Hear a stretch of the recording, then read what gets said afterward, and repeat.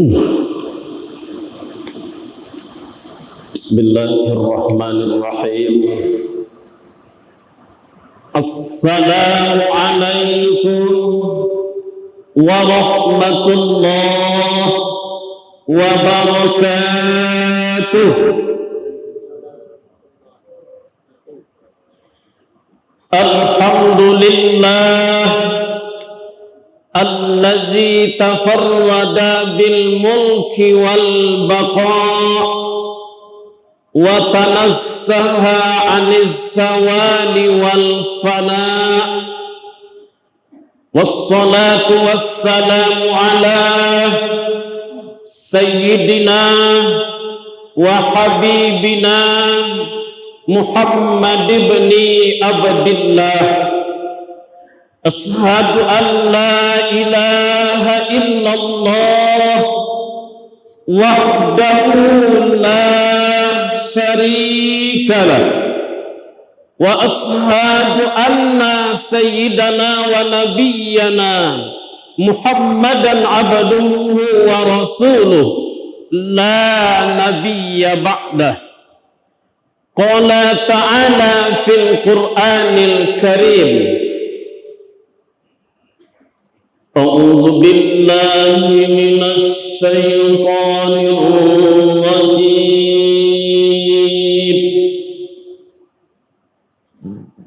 Bismillahirrahmanirrahim. Laqad kunta fi ghaflatin min hadha fakashafna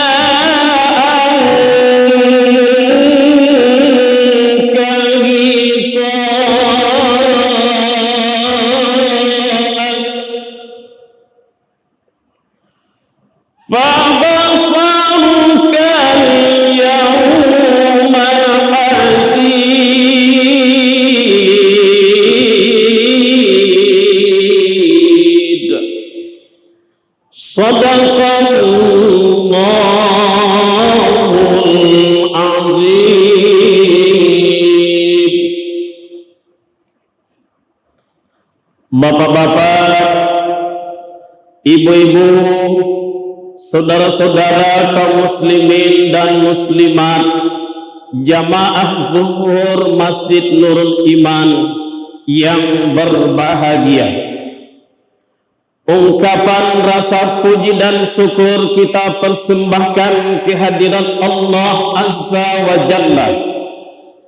Alhamdulillahi Rabbil Alamin. Salawat dan salam kita kirimkan buat junjungan Nabi besar Muhammad sallallahu alaihi wasallam beserta para sahabat dan keluarganya. Allahumma salli wa sallim ala sayyidina Muhammad wa ala alihi wa ashabihi ajma'in. Jamaah yang berbahagia, kajian kita dalam durasi waktu 10 menit paling lama. Beramallah secara maksimal agar tidak ada penyesalan di waktu sakaratul maut.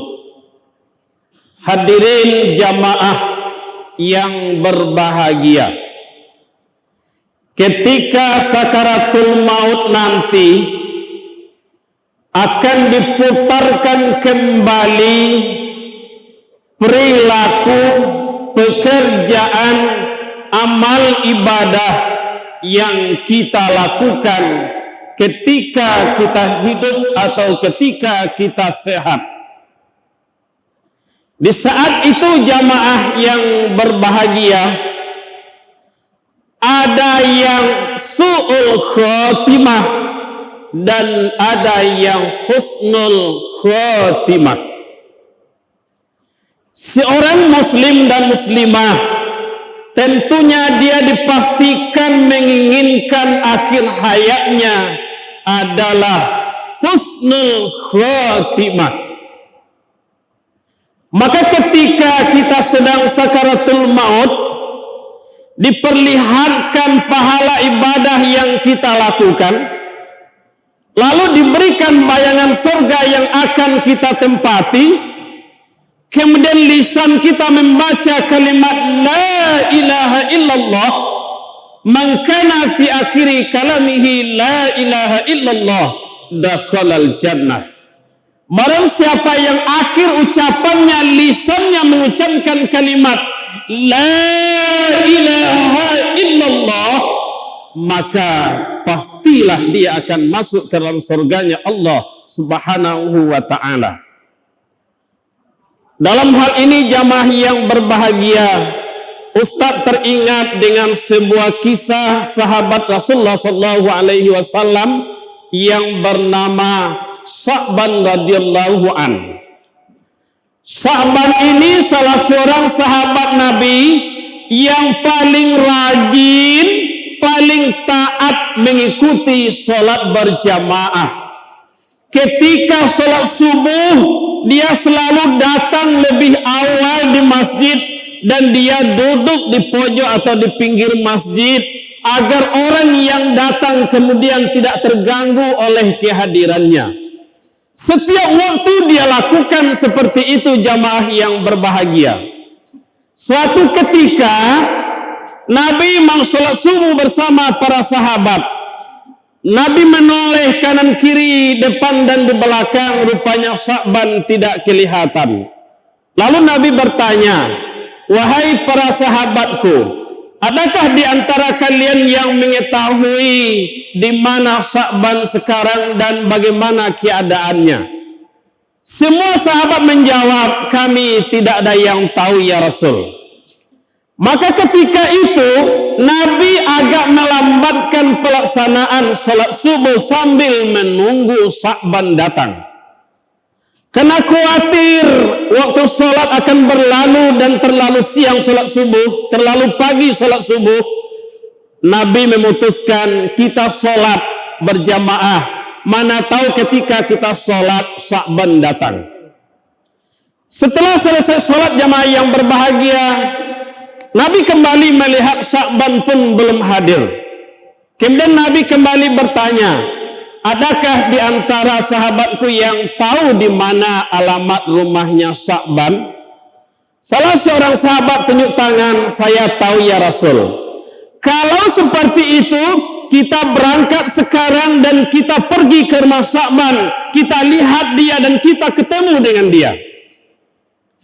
Rupanya Bapak Ibu jamaah yang berbahagia, perjalanan menuju rumah Sa'ban ini mencapai 3 jam perjalanan. Sangat jauh dan cukup melelahkan. Sesampainya di rumah Sa'ban, Nabi mengucapkan salam.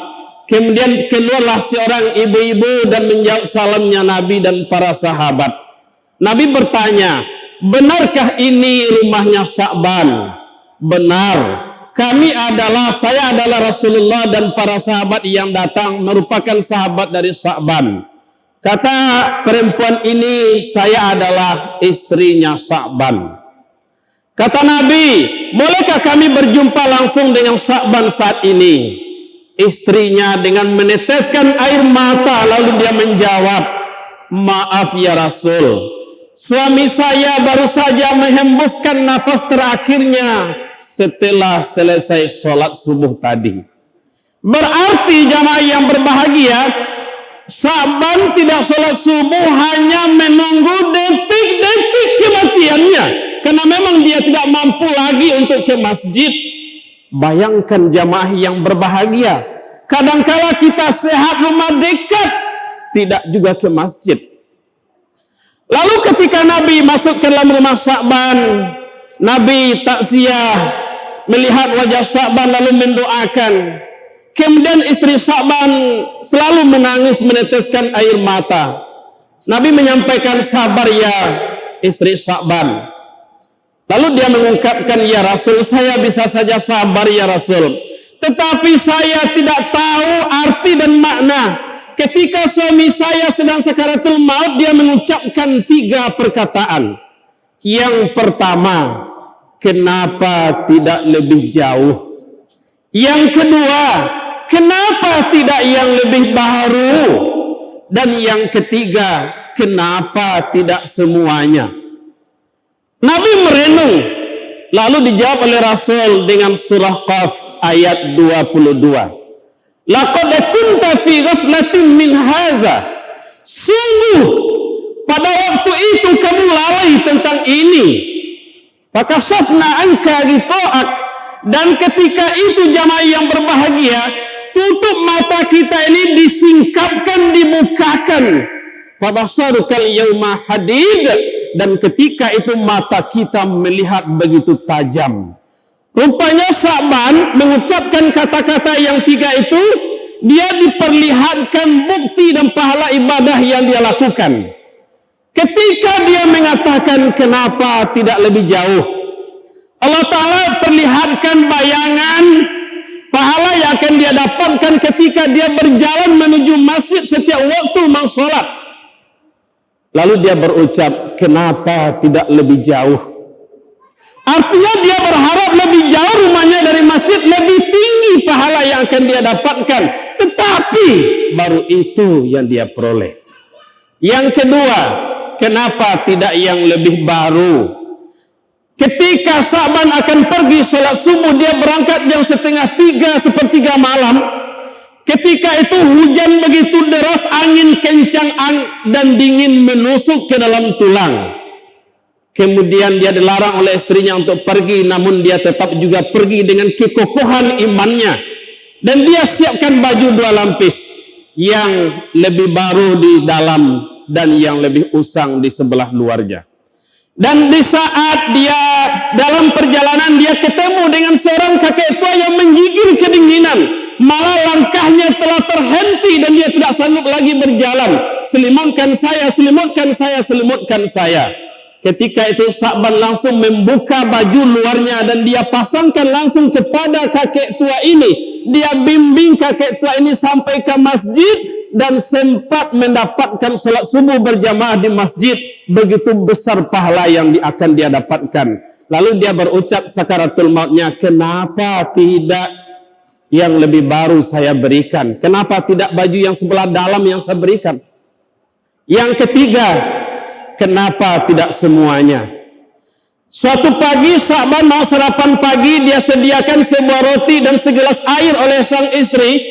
Ketika dia akan memakan roti dan meneguk air teh susunya, datang pengemis yang sudah 3 hari tidak makan. Dia sudah berjalan terhenti-henti, dia tidak mampu lagi melanjutkan kehidupannya.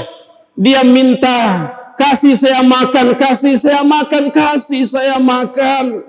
Melihat pengemis yang seperti ini, Sa'ban tidak bisa menahan perasaannya. Lalu dia bagi 2 roti tersebut, dia bagi 2 juga air teh yang disediakan oleh istrinya. Dia berikan kepada sang pengemis. Selamat pengemis ini dari kelaparan, lalu dia kuat kembali dan dia bisa melanjutkan perjalanan dan hidup sang pengemis ini. Diperlihatkan pahala ketika dia sedang sakaratul maut yang amat besar surga yang akan dia dapatkan. Lalu kata Sa'ban, kenapa tidak semuanya saya berikan? Artinya kenapa tidak semua roti saya berikan, dan kenapa tidak semua air susu saya berikan? Begitu jamaah yang berbahagia. Maka ketika melakukan ibadah, jangan kita ambil yang minimalnya, tetapi ambillah yang maksimalnya. Jangan hanya fokus kepada jumlahnya, tetapi lebih fokuslah kepada mutunya. Paci arek ganggam tagu buho mati pilin sariang. Nak tahu di padang gantiang dah bukila muki sarwaso, kalau nak tahu jolama ampiang, tolong dikunyah lamo-lamo. Mohon maaf jika ada salah dan janggalnya. Terima kasih atas segala perhatian. Wallahu fi aunil abdi madamal abdu fi auni akih. Wassalamualaikum warahmatullahi wabarakatuh.